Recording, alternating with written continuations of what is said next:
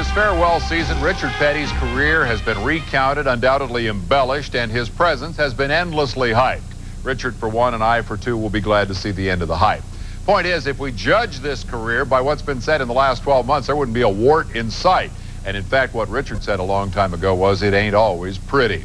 Amid all the highlights, there were also controversial run-ins with other drivers, complaints that the Pettys were the privileged haves in a world of have-nots. There was, do I dare say, cheating in the context of the King? Call it creative interpretation of the rules. And worst of all, there were those crashes. Benny Parsons has some thoughts on the bad times. You're right, Dave. Richard Petty has had many bad things happen to him, but a lot of good things as well. Probably none better when they dedicated the statue to the King. But Richard Petty, like most race car drivers, remember the bad things much better than the good. He'll probably never forget Darlington, 1970. That was one of the worst wrecks I had. Broke the steer and the car come down to the inside, turned over 4 or 5 times, and my arm kept coming out the window, and look, it really looked bad. When we got to him, the car was upside down, and his arms, you know, he's long and lanky, and his arm was just limp laying in the car, and you know, the first thing I thought that he was dead, you know, and of course I'm in the car with him, and when I unstrapped the belts and we're trying to hold him, you know, a big lanky body like that, he hit pretty hard when he did come down, and he groaned, and so I knew he was alive.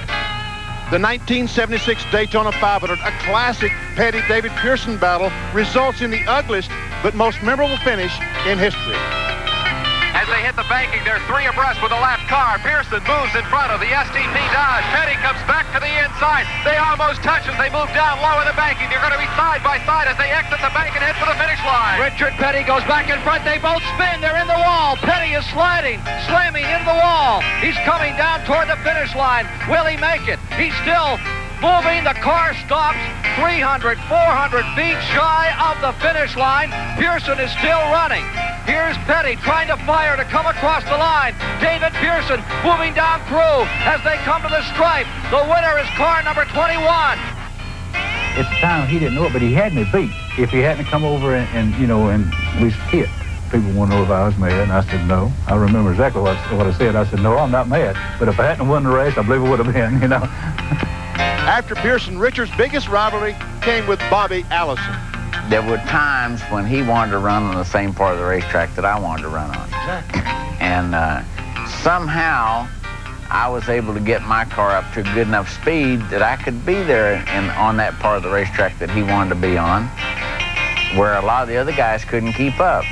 And, you know, that did put us at each other frequently, you know, almost constantly.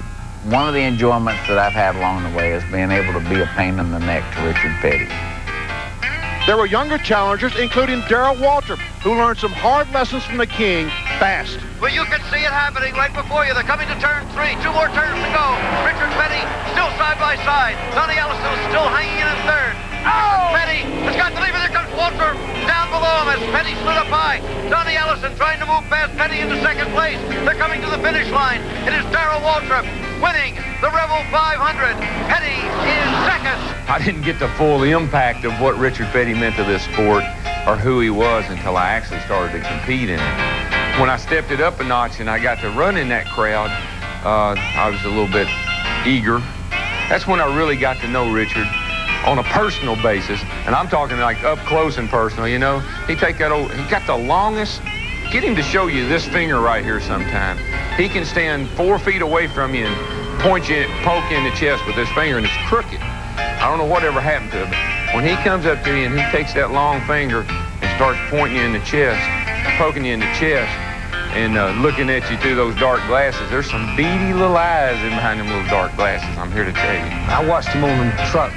You know, I stand in the infield and watch him race, you know, and never thought I'd be racing against him. And then here I am in a race car at Charlotte Motor Speedway, and I'm fighting this big Dodge and running about 29th or 30th, and everything's all lovely in my little world. And by the time Richard Petty goes by me at about 100 miles an hour faster than I'm running, scares me to death. And, you know, you realize who he is and what he's doing. That was the first race he ever won at Charlotte, too. It was the first race I drove there.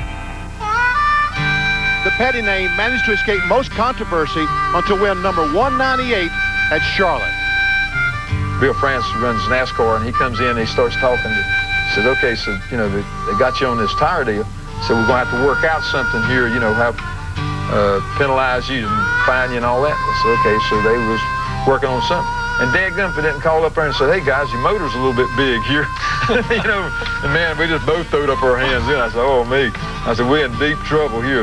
It was a tough call to make, but it had to be made.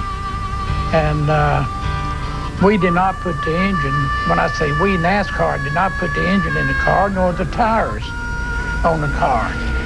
I really hate it for Richard and Maurice, but somebody in the organization had to make the call, and they got called.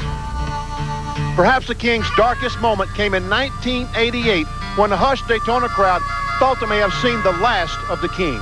They were replaying it on a closed circuit TV, and I stopped, and all at once it hit me that this was Richard in this car, and it was just flipping and coming apart, and even when it stopped in the middle of the track, he took a tremendous impact again.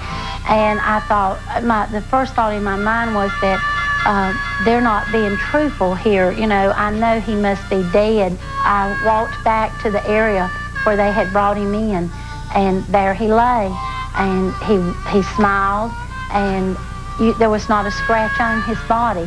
Gentlemen, start your engines. Then in 1992, the King's final days at the Speedway almost resulted in a pole position, but one driver had other ideas. And look at the King. He has pulled alongside the pace car, carrying the president, and they're saluting each other. President Bush with the thumbs up to King Richard Petty as he slides back now into his starting position outside the front row alongside Sterling Marlin. If we could have got the pole, I'd really love to see him got it. And you know, our bunch had worked real hard on our Speedway stuff, and I knew it was going to be close the first lap he ran, and I don't know if I beat him or not, and sure enough, when I come back around, the crowd was booing, so I knew I'd beat him. They go 2 by 2 through the banking in turns 3 and 4. Petty to the inside, Sterling Marlin to the outside. Here they come down off the banking to about to complete lap number 1.